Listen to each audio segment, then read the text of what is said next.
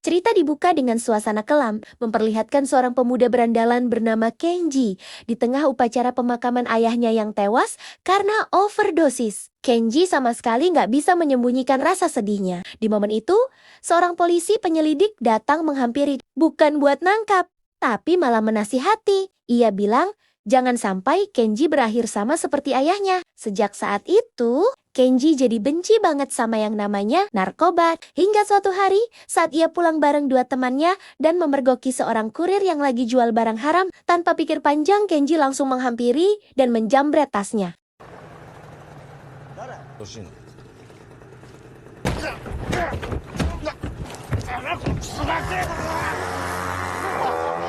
Setelah berhasil kabur dari kejaran si kurir, mereka berhenti di pinggir pantai. Di sana, Kenji langsung buang tas beserta paketnya ke laut dan cuma ngambil uangnya aja. Pakai uang itu, mereka mampir ke warung makan milik seorang cewek bernama Aiko.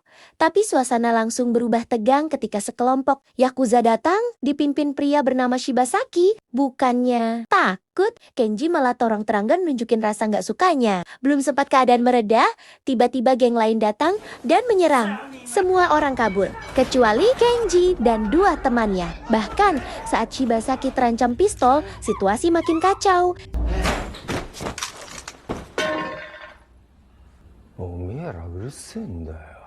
Keesokan harinya, Kenji dipanggil ke markas Yakuza. Ternyata, Shibasaki kagum sama keberaniannya dan langsung nawarin Kenji buat gabung. Tapi Kenji nolak mentah-mentah.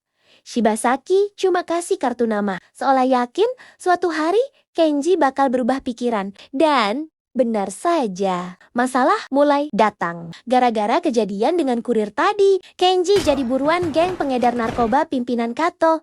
Bahkan dua temannya udah lebih dulu ditangkap. Kenji pun akhirnya tertangkap dan disiksa habis-habisan. Di bawah tekanan, ia ngaku kalau paketnya dibuang ke laut dan dipaksa buat nunjukin lokasinya. Tapi saat mereka nemuin kartu nama Shibasaki, Kato langsung punya ide licik menjadikan Kenji sebagai alat untuk memeras kelompok Shibasaki.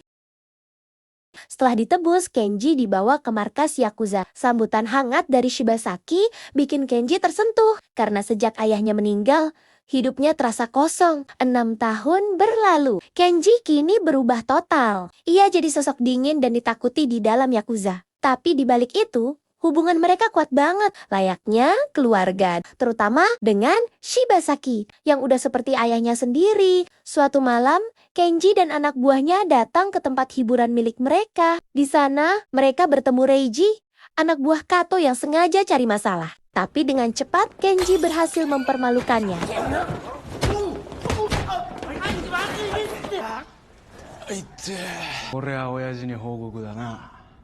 Malam itu, Kenji ditemani para gadis bar. Salah satunya Yuka yang diam-diam mulai perhatian sama Kenji. Teringat pesan Shibasaki soal pasangan hidup, Kenji mengajak Yuka ke rumahnya. Tapi karena Kenji masih kaku dan terlalu kasar, semuanya malah berakhir canggung. Yuka ketakutan dan pergi. Keesokan harinya, Nakamura menegur Kenji. Sementara, Shibasaki tetap bijak dan bahkan langsung pergi menemui Kato. Namun, saat berunding, Kato malah meminta wilayah kekuasaan. Shibasaki menolak dengan keras dan bahkan sampai membatalkan kesepakatan damai. Keesokan harinya, Shibasaki ngajak Kenji mancing. Namun dalam perjalanan, mobil mereka diserang. Sopir tewas di tempat dan Kenji tertembak saat melindungi Shibasaki. Setelah kejadian itu, polisi kembali muncul dan meminta Yakuza mundur. Tapi Kenji menolak. Ia memilih menyelesaikan semuanya sendiri. Dengan brutal, Kenji membalas dendam dan membunuh orang-orang Kato.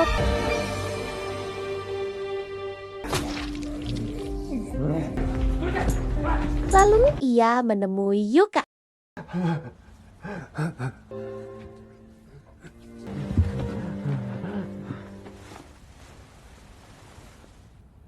Memberikan uang dan menyerahkan diri ke polisi. 14 tahun kemudian, Kenji bebas dari penjara, tapi dunia sudah berubah.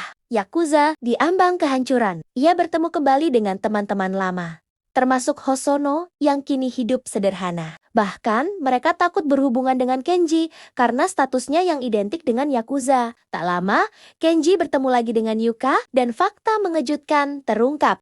Yuka ternyata punya anak dari Kenji, yang kini sudah SMP. Meski begitu, Yuka memilih menjauh demi keselamatan anaknya. Di sisi lain, Shibasaki yang semakin sakit akhirnya menyuruh semua anggota bubar, termasuk Kenji. Dan untuk pertama kalinya, Kenji memilih hidup normal. Ia bekerja, berusaha jadi ayah yang baik, dan kembali ke Yuka. Tapi masa lalu nggak pernah benar-benar hilang. Sebuah postingan media sosial membuat identitas Kenji terbongkar, dan hidup mereka hancur lagi. Yuka kehilangan pekerjaan, anaknya sampai putus sekolah. Sementara itu, Tsubasa generasi baru mulai terseret ke dunia gelap, hingga akhirnya semuanya berujung pada satu malam berdarah. Kenji membunuh Kato dan polisi korup yang selama ini bermain di balik layar.